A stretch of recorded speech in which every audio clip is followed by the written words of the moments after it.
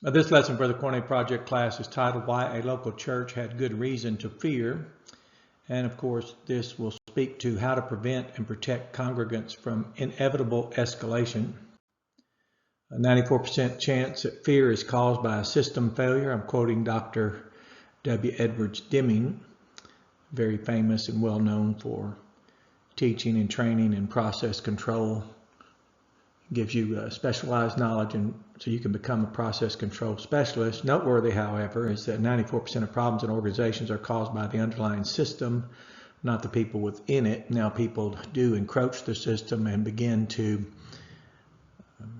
alter it, modify it, and lead it to a self-serving interest. For example, in a local church where my wife had, I guess she had been there her entire life, but anyway, so when I was involved, all I knew of it was very socially dynamic, intentionally divided.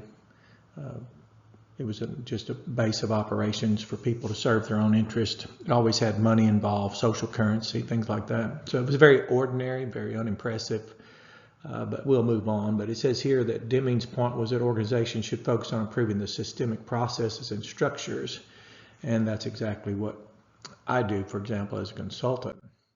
The protective role of dialogue. This is something that you'll notice when dialogue breaks down. First, there was no dialogue, and when the pastor who had led an initiative to sell their original old building from 1962, of course it was in disrepair, and he led them to purchase 10 acres commercial property.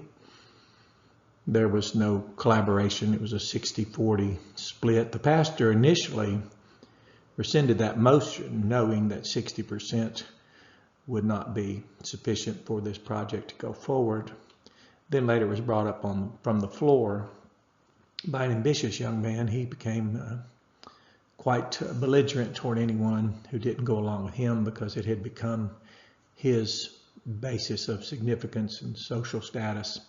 It was only social currency he had. He was very inept as any, let's say, he wasn't known for being a father, certainly not a brother in a covenant, certainly not living with the interest of others. He used the office of a deacon, weaponized it against members. He didn't know that as citizens of Jacksonville who came there in good faith, we had every right to expect the benefits and privileges thereunto appertaining the New Covenant Church that they presented themselves to be. Of course, his presumption was that whatever you were outside that little box, you weren't that in his box. So he was an amazing character, and I'll speak to him more later. But conversely, dialogue acts as a critical protective factor against violence. Notice that. And you hear a lot about a young man named Charlie Kirk, who was assassinated on a campus September 10th. It's remarkable, but campuses are certainly not the only place where things escalate. Domestic violence, workplace violence, even in churches, there's shootings. So the people at Landmark Missionary Baptist Church in Jacksonville, Arkansas, had very good reason to be afraid. And as someone who's trained to go in and work for the interest of a stakeholder and to be sure that that interest is served first, I noticed that when the pastor left, this guy stepped up to take the first initiative to set the tone, and he confronted me, which was very good because I was taking my notes and carrying on my investigation. Of course, he was oblivious to that, but he was demanding to know if I was for the new land purchase or against the new land purchase. And apparently that would determine his, I guess, opinion of me based on his lewd and base character. So I asked him if the former pastor was for relocating and moving. He said, yes, of course he was. I said, well, did he? He said, well, no. I said, well, then what difference does it make?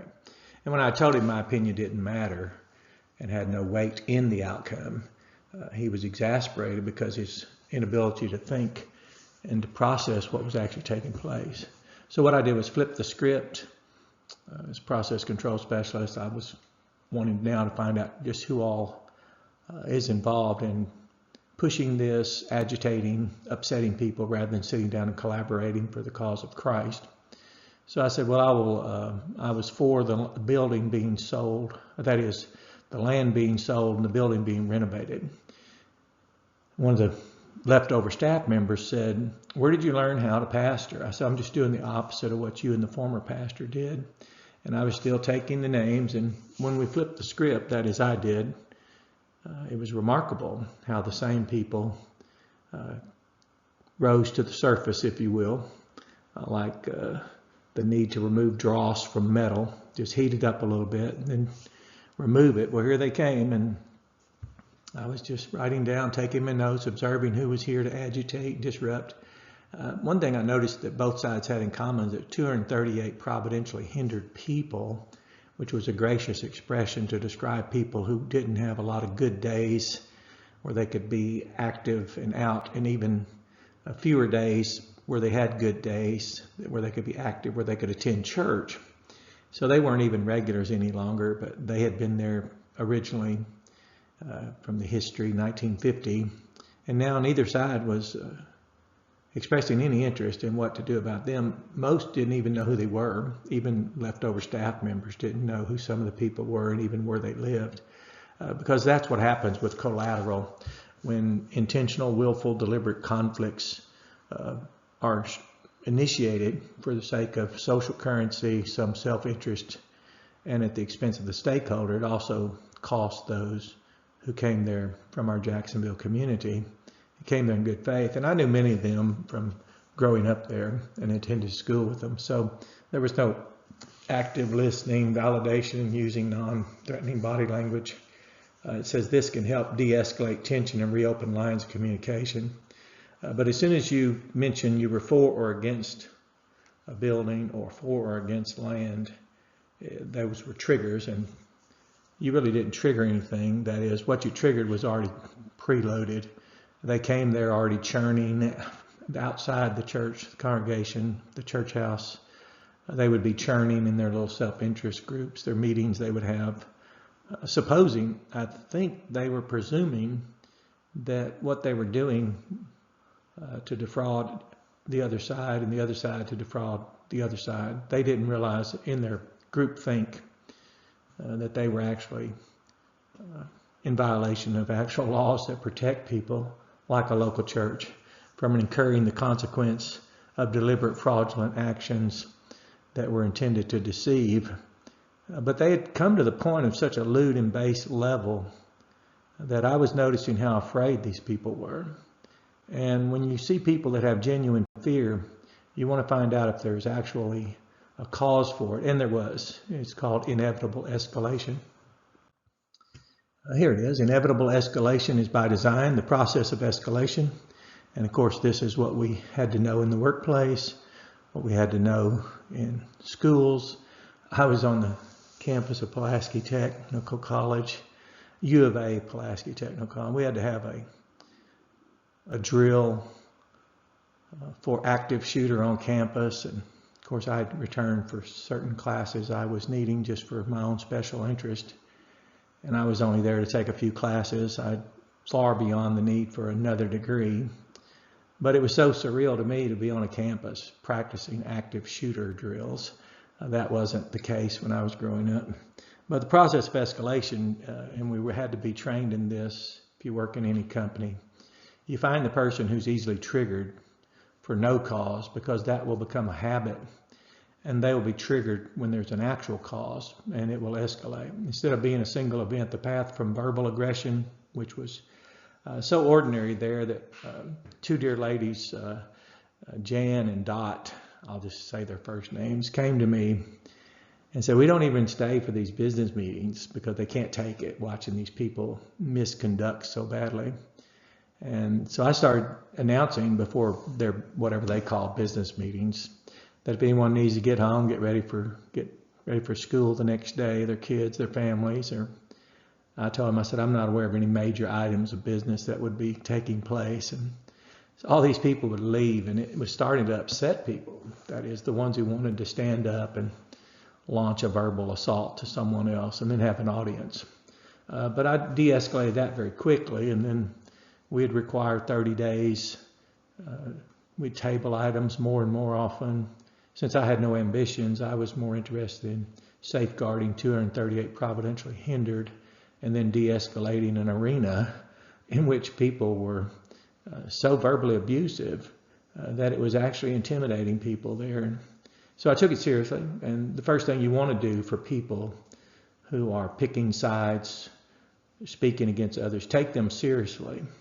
And then some didn't know what to do when they were taken seriously. Some did stand down and sober up, if you will, come out of that intoxicating state of mind that was from the elixir of power, I guess, which, you know, in a box, which you didn't want to tell them, but it was quite a small situation. I mean, if you scaled it according to anything like where my experience in education and training originated, I found that the whole situation quite quaint, but still the risk of violence was there. So it says the path from verbal aggression to physical violence is often a step-by-step process of increasing intensity. So it was easy for me to instill cognitive dissonance just enough to make some of them dizzy. And then in meetings, if one would stand up ready to spew out of his mouth all this venom, I would ask if he had brought some reports or data or information, and then I would ask the congregation, were they ready to discuss this, and had anyone been collaborating? Oh, well, of course not. It was just an episode where they would, you know, rise to their feet, lash out at someone. One side was serving the devil, and the other side was serving the devil. It was really quite amazing the words they would use about each other. The process of escalation continues. This can create a conflict spiral where each side reacts defensively, causing the other side to intensify their own defensive or offensive measures. Now, this is typical, this escalation, but of course, if many of them had never been responsible to oversee or manage in an organization and know how important it was to have safety first and guard against mental distress and protect people from situations that would escalate to violence and find others subject to injury as collateral from unintentional. Because when someone's in a state of hate, it's like a blind spot. They just lash out. So I was more than happy to remove people, de-escalate. A group had formed in an area where I was managing, and they were notoriously known for, I guess, running the place or calling the shots, whatever they thought it was. But so for 6 months when I was first assigned there, I never even gave them an assignment. Of course, they were enjoying themselves, laughing behind my back and talking about me being so ignorant that I wasn't even aware they weren't working. And all I was doing was learning how to run the place without them. And the best time to learn how to run something, manage something, steward something without somebody is to do it while they're still there. So first thing I did when I was given the assignment at Landmark, I told them I would help them from a consultative approach. And immediately I began to find the people who were there to do what was there to be done, find the ones willing to collaborate. Those were the ones with character, find the ones who would evaluate the current location and the future location that had already been purchased, do the cost-benefit analysis. They didn't even have an appraisal for the original plant. The building was in disrepair. The debt was unpaid. The land undeveloped. Very typical and ordinary because all the energy was in the box. All the energy was in formulating a rationale for perpetuating their hate, their status. I asked the church once, I said, so when did it become immoral to build a building? And of course, everyone waited on what I would say next. And then I started telling them how many locations they had previously had. One person caught up in it, which, you know, even the men and the women were caught up in it. And one dear lady was so caught up in it, she was angered by the idea that someone was wanting to renovate a kitchen. And I knew then that something was certainly amiss, or, you know, off center from rationality and normalcy.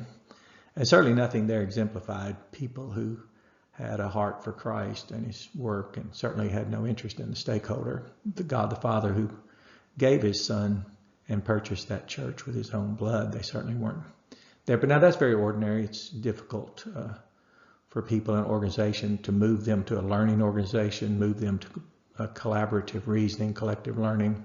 So like in organization, I just find the new people, new being unprecedented, find them, train them, equip them, resource them, and move on.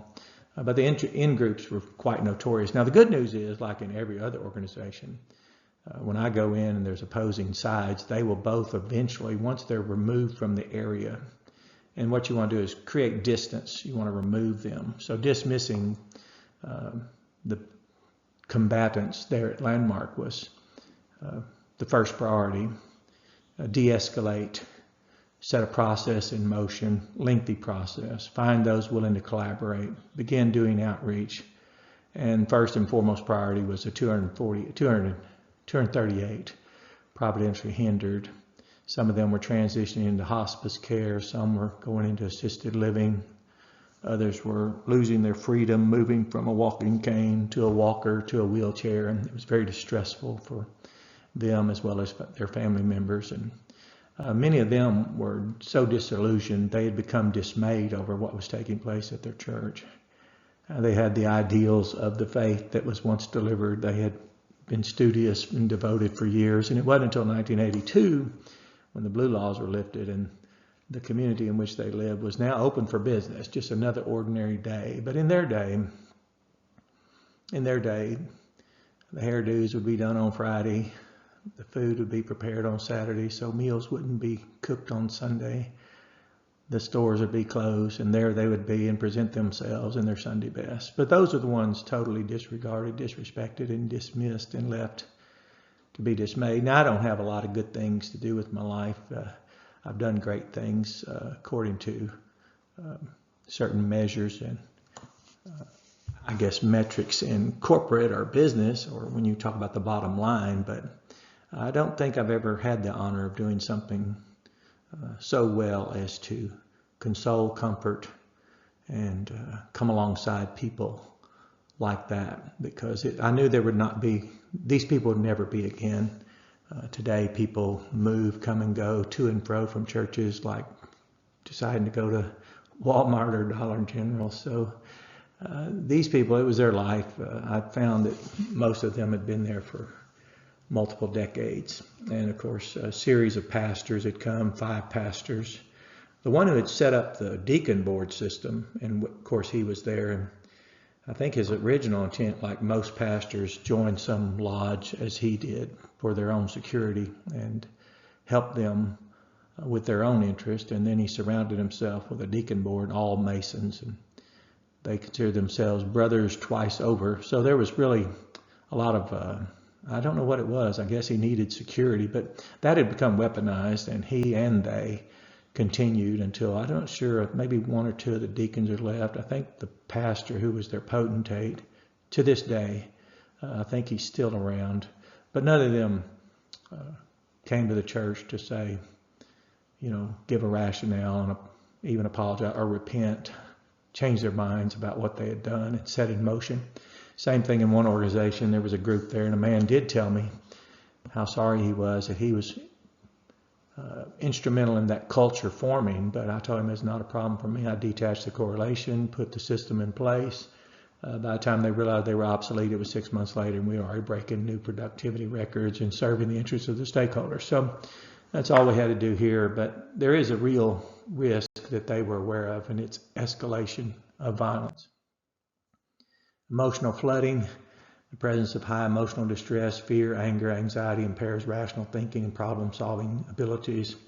This makes it difficult to reason with the other person as logic takes a back seat to the intense emotions driving the conflict. Like I said, they would be charged and recharged during the week only to come into the sanctuary, and they had turned it into an arena. Of course, they didn't know me. Of course, their minds couldn't project onto someone else or consider someone in the room might be more than they themselves had never had any interest in becoming. There was no Bible knowledge. There was no organizational awareness of the ordinary in-groups and group think that they were involved in. Because remember, the system is now producing these people. These people had contributed to something that has now become bigger than the sum of its parts. De-individuation, as the conflict escalates, notice that. Opponents may start to see each other as caricatures rather than as individuals with feelings and needs. this process of dehumanization lowers the moral barriers against inflicting harm. Now, that happens everywhere. I worked one company 6 different times, consulted and worked with, whether it be in retail, manufacturing, more than one manufacturer I worked with. And it's really strange, these lewd and base, low and dehumanized views people have of each other. Now, it only happens where they work. As I asked the church once, I said, have any of y'all ever worked, have any of y'all ever sabotaged a machine? And I mentioned a particular company where I worked. It's called Remington Outdoor now, and it's over here near where I live. But none of them raised their hand. I said, well, it's because you didn't work there. I said, it's only people who work somewhere that do things there. And I was consulting a manager once, and he asked, why would someone do this? And if someone had caused a machine to be damaged. And I said, what people do is why they're here. Now, what people were doing in the sanctuary, which was why I mentioned that word, is that's what the sanctuary was to be known for. The ecclesia would come together. We'd be the house of God. We'd come in and the necessary behavior. But again, they began to notice that men were stepping up, preferring to be husbands to their wives, fathers to their children, brothers in the covenant. I even spoke to a man yesterday and asked, in light of his son, who's now an engineer, his daughter, who's now a doctor, I said, aren't you glad you didn't allow people without a future to derail the future of your own children? He was very glad, and he was there then, and he's here now. And just like I was explaining to the church Sunday, you had very good reason to be afraid. And it was very rational, because I did believe the people who would stand up and speak against the other side, especially when I would listen to the people who stood up and spoke against the other side. Process continues to escalate, vicious cycle of violence. Research on intimate partner violence shows a strong correlation between psychological aggression and physical violence. Couples in unstable, churning relationships, these are between a husband and wife. Of course, verbal abuse is significantly more common and is closely linked to a higher risk of physical violence. Of course, most of the men there that were always outraging and presuming the right to, they started noticing it was becoming more difficult. I turned moderation of the business meeting over to a deacon, and I oversaw the whole meeting. And that way, when the moderator was being assaulted, I could stand there as the pastor. It didn't take long for them to start realizing that their behavior was being called out, not out of order in a parliamentary manner, but called out by a pastor of their ungodly behavior and antichrist antics. And then it began to start being obvious that the ones that continued and persisted, like one, he was bullied verbally, physically. He was known for getting away with intimidating people until he, of course, like I said, when you come in as a consultant from a real world, a real big world, he wasn't prepared to be standing there shown for nothing but a boy who had come from an abusive home, and now he was in a churning relationship with his own spouse and then with his own children. He didn't bring them to church. He didn't nurture and foster them, certainly not in the Lord's admonition. He had no interest in a covenant relationship. He was just there to belittle, despise, but he noticed it stopped having an effect. It was like he would beat a drum that no longer made a sound. And as things settled down and the weight of God's glory continued to appear and emerge in the congregation, and reverence for God's word, we returned to the Lord's Supper. Who would have thought a thimble and a bread fragment would cause those who wanted to disserve Christ, disserve his sheep, mock him in his own Father's house, would flee over the idea that we would sit down at a table, which is the fellowship into the gospel, which presupposes that, and it's communion of Christ, and it's for his consolation, that would be more than they could bear. Psychological changes. Heated conflict participants tend to develop more rigid and negative perceptions of each other. Each party blames the other for harm and may begin to see the opponent as hostile or evil. Now, you ought to interview these folks now, the opponents here, these adversaries. They all get along great now, the ones that remain. And if you ask them, they don't remember any problems. So I told some people when they brought it to my attention that these people were liking each other on Facebook and complimenting each other.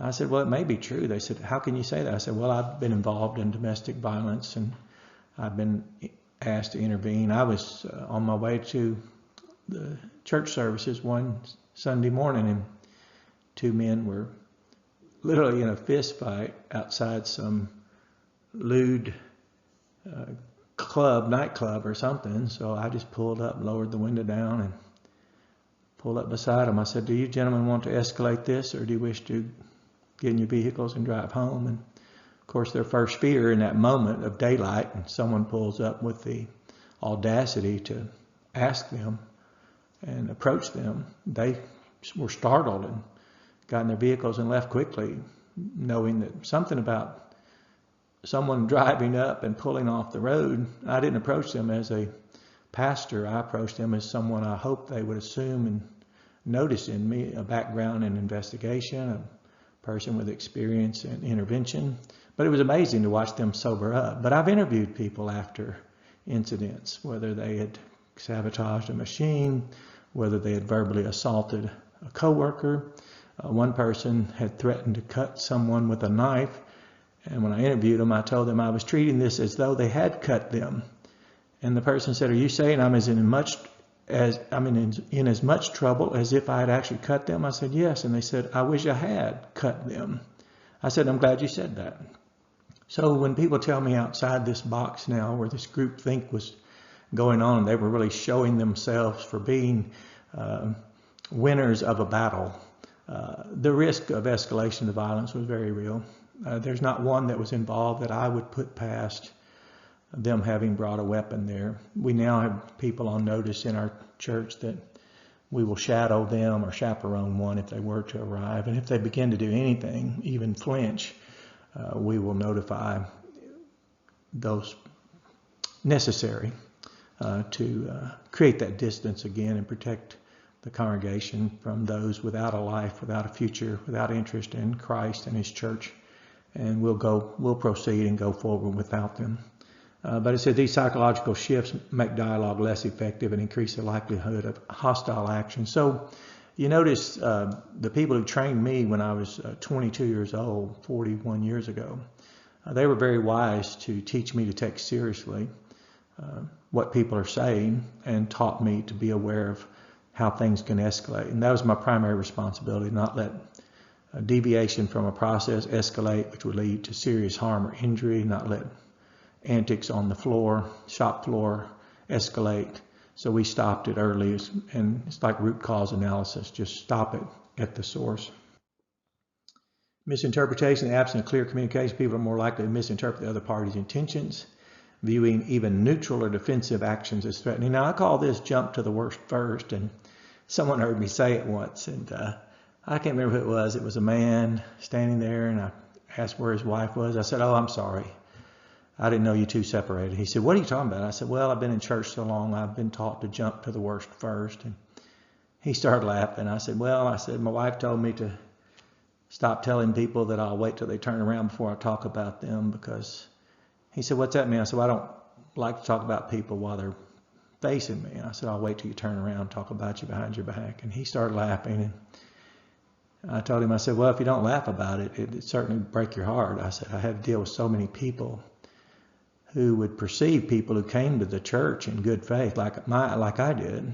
They thought we were just fodder for their fire or something there, and they'd recruit people into their sides. And I never forget, someone came up to me and began to speak to me negatively about their disappointment in me over some opinion they assumed I had about the building or the land or the program or the outreach, whatever it was. And I just told them it's in the Bible.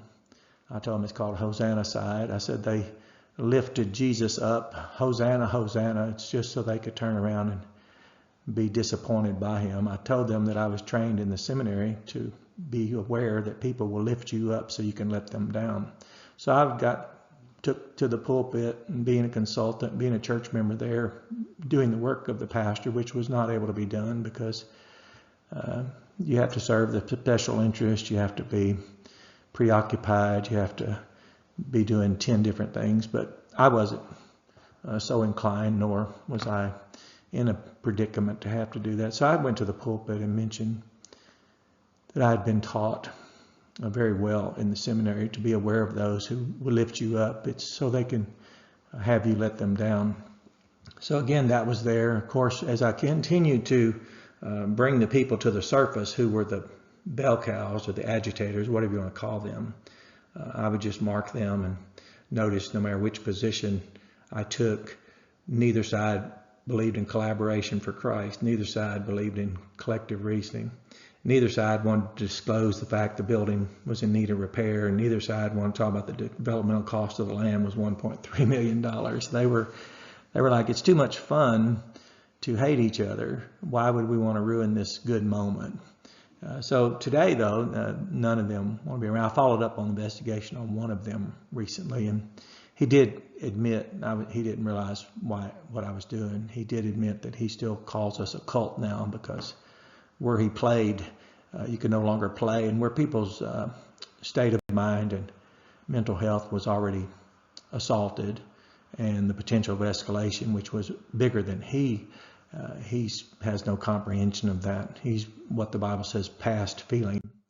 The protective role of dialogue, however, effective communication, conflict resolution skills are essential. They had none of those, nor interest in resolution for preventing the destructive cycle of escalation, especially in highly charged situations. Now, they made sure that they would get charged up before Sundays. It was amazing to watch them come in, and I saw people walk on eggshells just waiting on what they might say or do. And anyway, so I started you divide them up. You had one make a dramatic exit, which was really good, because he was trying to cover the embarrassment of his grandchildren in the police report all the time. And he was no longer able to stand with any credibility with people in the church pointing at him, as I guess he had so often pointed at them. They're bogus bastions of truth, and they fear exposure. And if you're not careful, their fear of exposure is so severe that it will lead to violence, physical violence. This behavior can stem from imposter syndrome, narcissism, which the Bible talks about those lovers of selves. They don't serve. They didn't use the office of a deacon at all for any purpose of service. The wannabe preachers there were just there to find something to argue. Of course, when you ask them if they could even define the term about which they were feigning to be so passionate, they would be so embarrassed, especially when I, being a church member, serving the interest of Christ in that ecclesia and using my consultative skills and my panoply of tools I'd acquired at the seminary, I was more than able to take to the pulpit and say, one of your preachers over here, and I'd mention his name, and I'd say he was really fascinated by this subject. Of course, he didn't know the definition of the term he was using. And then I would explain the lexical definition. I would show where it appears in the Bible and how it was first used in the Old Testament. So what it was is they were simply stupefied over how irrelevant, how empty. They were like constructs without content, clouds without water. But they were there to fight, and it was amazing that they had no idea who I was. They had no idea as a professional investigator. They had no idea as a consultant. They had no idea as a root cause analyst. No, it was like they were clueless that they were saying things in front of someone. And I was just recently started serving as the finance chair fiduciary, and was doing an investigation that was authorized by the church to initiate an internal audit in the office, and then the church asked to receive the plans from the deacon board, which was a put up or shut up, and of course they had no plans, they never did. And the rest was just drama to cover the feigned posture that they wanted others to assume they had. But it becomes about risk and hazards, and the more you ask about why would someone assassinate a Charlie Kirk, you'll find it as irrational as what I tell people when you find a man who has beaten his wife, or she's killed her husband, or the children were harmed or physically injured. I was involved and worked with an agency that would intervene in violence against children, and it was a very difficult thing. I was called, it was not a year ago, I was involved with a man who was somehow inebriated or intoxicated, or somehow he was high on a drug or something, but he was armed with his little gun, but his sons were locked in their rooms and using their cell phones to contact me while his wife was calling me. And so I intervened. But whatever goes on with these people, it escalates from something step by step, and it never de-escalates, because like a detoxed junkie or a dry drunk, they may not be drunk, but they haven't developed and overcome what condition they were in that led them to become an alcoholic and violent. The detox junkie may not be high, but he hasn't developed from what led him to be in a destructive condition and way of life. Experiencing fear when faced with a clear immediate threat. Notice this, it is rational. So that's why I was taught over 40 years ago, especially by trained consultants and professionals, and they would warn me that most people aren't here to do what's here to be done. They come in with subversive self-interest to be served. They're here to sabotage. And of course, again, with 238 providentially hindered souls, some of the most precious people, and it was so good. The great thing about it was it's an honor to be a person like me, to be able to serve people like that. They were so gracious and nothing like me.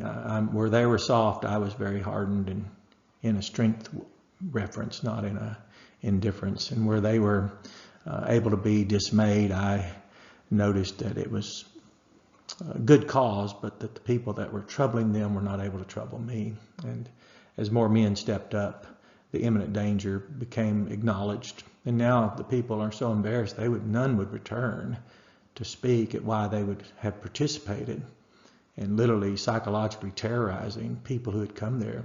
And no one will now presume the right to invite a citizen from the Jacksonville community in this central Arkansas area to come to our church and then presume to have a right to defraud them, deceive them, invite them to participate in social tactics and antics, especially not with the people we have there now.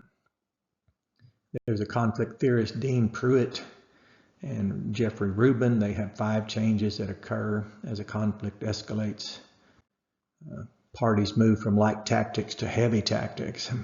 Now, personally and professionally, the heavy tactics of these people were still just childish games. Light tactics include such things as persuasive arguments, promises, and many of promises were made, social currency, lunches. Hey, go to lunch with us. And so they were giving people social significance, which I guess they needed it. I don't know what it's like to be that pathetic, but they did. Efforts to please the other side. I don't know why a person would try to placate the implacable. But again, when things are irrational, people do irrational things. Heavy tactics include threats, power plays, and even violence. I remember the one I saw just a couple months ago, maybe. He said, I need to be careful what I say. I was speaking to my friend, the attorney, who's helping me throughout all this and consulting with me. And he and I were laughing about how did this man not realize he was threatening the person who was asked to investigate. But they don't know him better, even outside the box. But the good news is they're away from the congregation. There's children there now that are safe. Their predators are gone. There was actually a predator there. He thought I was in some religion that held me to some confidentiality as he disclosed what he had done to a child. And now he's serving a 20-year prison sentence. There was another man who came there and he made the mistake of thinking I held some type of allegiance to his disclosure of a crime against a child. He was allowed to be escorted away, and more than one has presumed that, well, I have a right to rage outwardly and intimidate and threaten and upset people who came here in good faith, because after all, if he wants to outrage, and he would charge himself up from his churning home life. Matter of fact, one time he was outside the building and I thought someone was fighting outside, and I left the office because it was so loud on outside. He was on a cell phone just outraging, and when he saw me, he jumped in his car and took off, because I guess even he was embarrassed to show himself for what he was. He came in the building once. I was talking to a younger pastor about gatekeeping. We had both taken an organizational management class, and we're talking about gatekeeping as one of the lowest methods of organizational participation. And he was so coiled and churning inside, he thought we were talking about him, and he yelled across the room and said, I'll talk to you in a minute. I guess he had to go sit down a box or something. And the young man looked at me and was almost distressed, and I was laughing. I said, don't worry about it, I got it. So I went over and took the man by his little stubby elbow, and I asked, I said, may we help you? Are you okay? And he said, well, I heard what you were talking about. And I said, go ahead, proceed. And then he had to provide the context for what triggered him. I said, oh, well, this young man attended the same school I did, and we both took the same course called organizational management. We both were talking about gatekeeping being the lowest level of participation. By now he's in tears, humiliated and degraded, but don't think he repented. It only escalated his resentment for not only me, but now for this younger man who was far beyond him in wisdom and character. Now, of course, thankfully, and I want to say thankfully because he can now stop his reign of terror, he's gone on into eternity now. And people can now be relieved of his tyranny. For everything I've heard, there was no indication he ever repented of his animosity toward other people. Second, the conflict grows in size, and the numbers of issues in contention expands, and parties devote more resources to the struggle. And that's what they did, not to the cause of Christ, not to solving anything, but to the struggle. Third, issues move from specific to general, and the relationship between the parties deteriorates. Parties develop grandiose positions and often perceive the other side as evil, which I did find that funny, how evil you could be if you went to this church and you were interested in repairing a building, renovating a building, or replacing the building. And if you dared mention, why don't we clear the trees? It was like watching this episode of a Jerry Springer show, and I hate to bring up Jerry Springer. He doesn't deserve that disrespect, because this made the Jerry Springer show look good. And then fourth, the number of parties grows from one to many as more and more people and groups are drawn into and they were recruiting each other. People would show themselves and didn't know. I triggered to find out who was with this group now, and new members were there, and people would come into the church and they would recruit them to their in-groups. And they were all involved in fraud and deception. It always involved money for which they wouldn't account, unjust stewardship, and social currency was given out. So they left the church with debt, unpaid, land undeveloped, accountability mocked. They wouldn't come forward and report to the church. It was quite disappointing for those people who had come there in good faith. And finally, the fifth, the goal of the parties changes from doing well to winning, and finally to hurting the other. So review this lesson, take it seriously. There's a link there for you to study this, but know that on university campuses is not the only place you can experience violence, certainly not the only place. The workplace is not the only place. Your own home is not the only place. And even the church you attend is not necessarily a safe place. You have a blessed day and enjoy this lesson.